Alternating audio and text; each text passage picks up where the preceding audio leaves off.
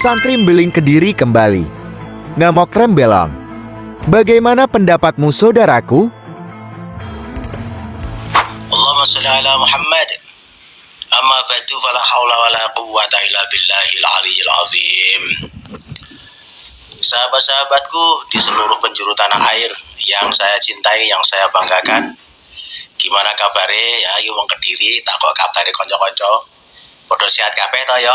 Alhamdulillah, semoga-moga kanca-kanca kabeh ginanjar sehat walafiat sehingga bisa mengawal NKRI dengan baik. Oke?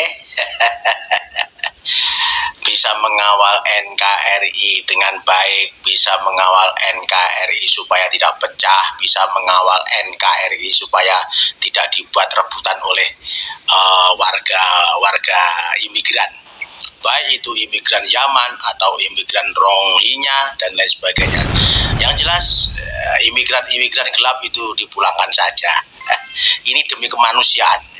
Kemanusiaan dalam arti kemanusiaan anak putune awake dhewe. Untuk anak cucu kita.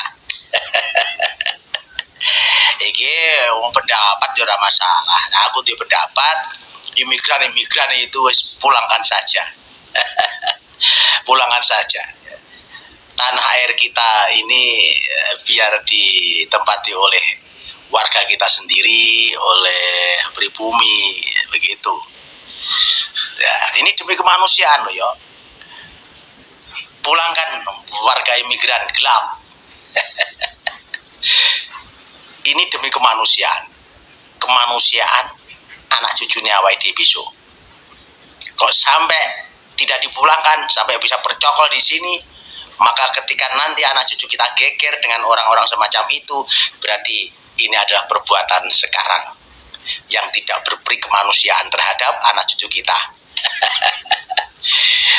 Satu itu, yang keduanya saya sedikit mengomentari komentari wong ora tahu sekolah. Komentari wong ora tahu sekolah ya, bahwa aku walaupun tidak pernah mondok, tidak pernah ngaji di pondok pesantren, tidak pernah bisa membaca kitab kuning dan kitab-kitab lainnya, tapi saya sangat senang, sangat bangga dengan para kiai-kiai Nusantara. Di dalam hal ini para kiai-kiai Nahdlatul Ulama. Sepurane dulurku ya, wong NU mbok menawa aku komentar iki salah, aku njaluk sepurane. Aku dulu kecil itu mengikuti bapakku. Jadi wong NU. Saya sekarang juga NU. Nahdlatul Ulama itu ada satu perbuatan yang harus bisa dicontoh. Apa itu? Musyawarah. Untuk mencapai mufakat itu dikedepankan musyawarah. Tidak bisa memutuskan dengan tanpa musyawarah, karena ada kaitannya dengan umat, khususnya umat Nahdlatul Ulama.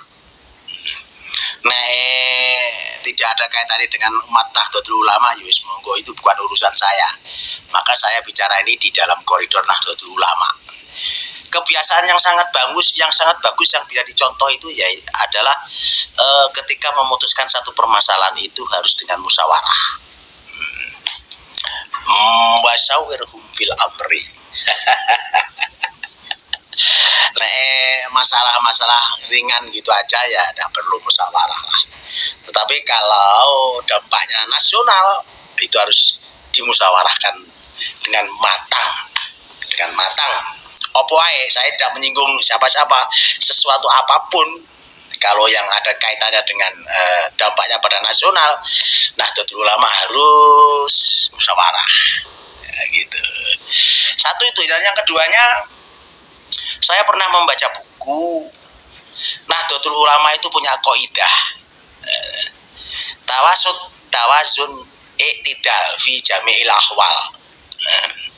Artinya yo ning tengah-tengah lah ngono ae, ning tengah-tengah. Tidak boleh beras sebelah, tidak boleh ke sini, tidak boleh ke sini. Ada di tengah-tengah. Cara wasit ngono ya wasit sing adil. Kuwi kaidah NU ngono kuwi. Kaidah NU ngono kuwi. Dan bagi petinggi-petinggi Nahdlatul Ulama pun harus memakai kaidah semacam itu. Tidak boleh sembarangan ya, tidak boleh sembarangan. Satu contoh tentang nasab. Ya. Tentang nasab ini saya secara pribadi sebagai warga Nahdlatul Ulama, saya berani mengatakan demi Allah, saya sangat berterima kasih ya kepada panjenenganipun Kiai Imaduddin Al-Bantani. Ya, itu dampaknya sangat baik kepada perkembangan pola pemikiran para pemuda Nahdlatul Ulama. Dan ini sebenarnya harus didukung ini karena ada satu peningkatan keilmuan yang dulu tidak pernah dibahas, sekarang dibahas. Lah ini sebenarnya Nahdlatul Ulama mungkin bekerja sama dengan Menteri Agama, mungkin bekerja sama dengan MUI, mungkin bekerja sama dengan pemerintah. Ini harus difasilitasi untuk mencapai sepakat, untuk mencapai jawaban yang benar. Di antara kedua belah ini harus didudukkan dengan bagus. Kalau perlu didatangkan ahli nasab dunia. Kalau perlu itu tidak boleh mempunyai jawaban secara pribadi dan dipublikasikan di media sosial. Itu sebenarnya tidak boleh. Karena akan dampaknya menyakiti para pemuda kita, generasi kita. Betul itu, menyakiti sekali.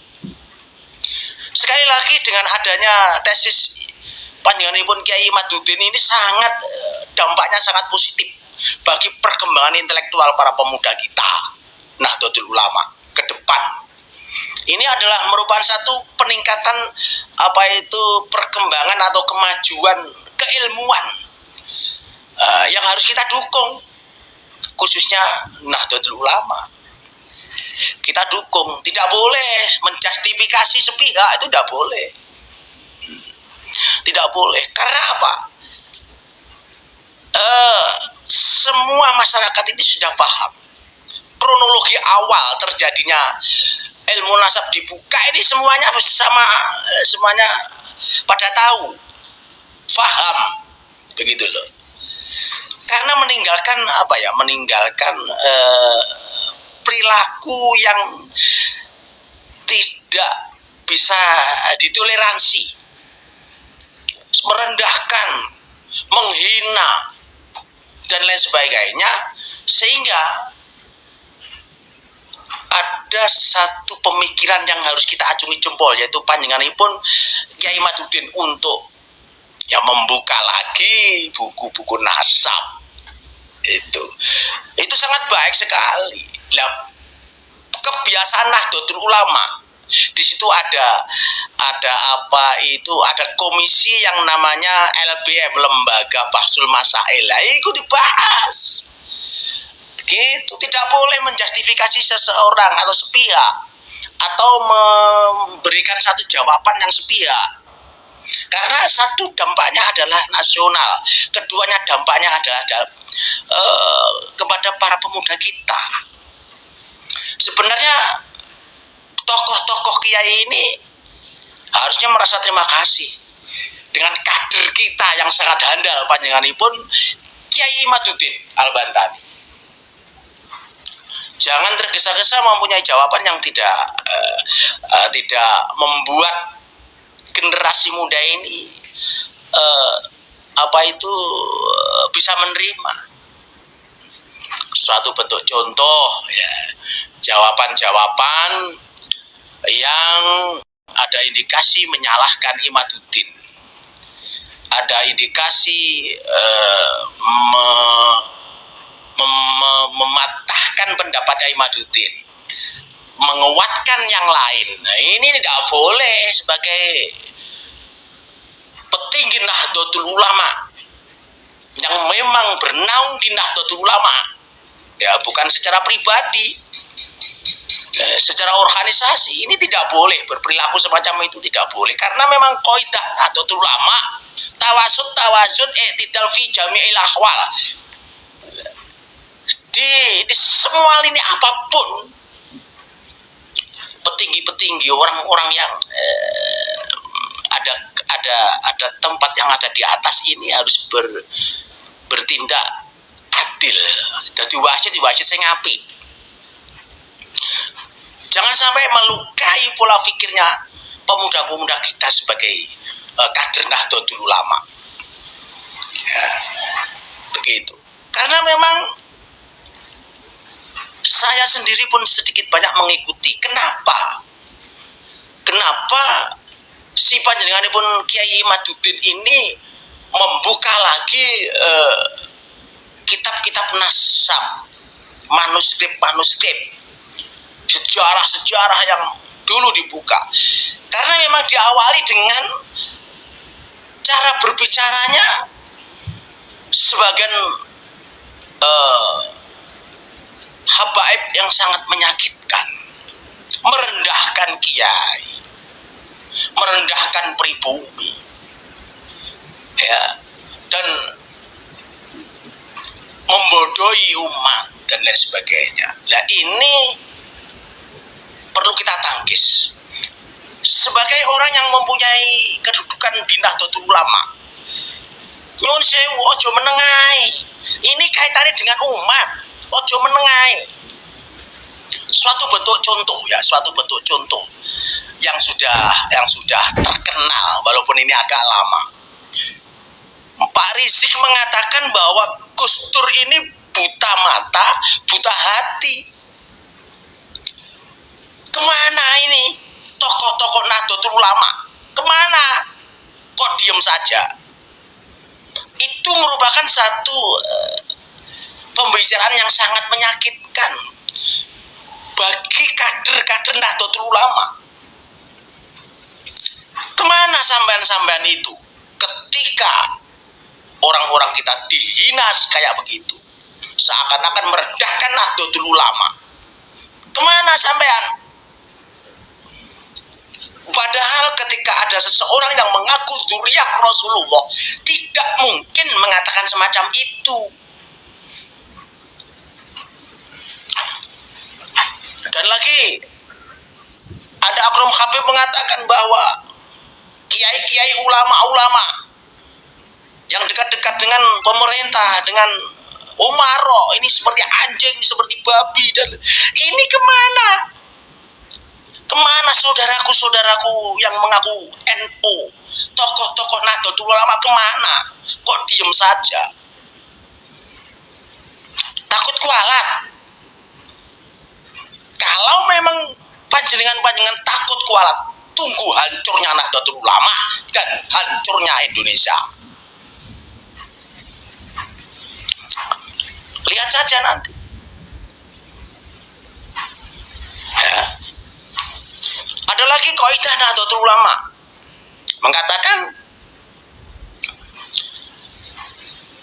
sesuatu yang lama yang baik itu harus dipakai dan memakai sesuatu yang baru yang lebih baik. Al-muhafadzatu 'alal qadimis shalih wal akhdhu bil jadidil aslah. Ini kaidah Nahdlatul Ulama, jangan dipungkiri ini. Yang baru yang lebih baik mana? Tesis Imaduddin. Ini perlu kita dukung dan ditangani dengan serius, dengan hati yang dingin, dengan kepala yang dingin. Kita dudukkan satu kursi, satu meja. Kalau perlu, saya ulangi lagi, kita datangkan ahli nasab dunia. Masa PBNU gak iso nekane, mestinya lebih mudah lah mendatangkan ahli nasab dunia. Mungkin dari Jordan, mungkin dari Arab, mungkin dari Mesir, dari Yaman, didatangkan semua demi memperjelas polemik nasab yang terjadi di Indonesia ini. Karena sejarah mencatat. Begitu. Dan lagi para Habib menginjak-injak harga diri Wali Songo. Katanya NU penerusnya Wali Songo. Kemana tokoh-tokoh NU kok diam saja? Justru saya pernah mendengar tokoh NU dari Pasuruan apa siapa itu mengatakan bahwa Habaib ini diinjak-injak. Sing injak-injak itu sopo? Tidak ada yang menginjak-injak, tidak ada. Kita hanya memperjelas permasalahan. Jangan sampai memperalat nama Rasulullah. Ya.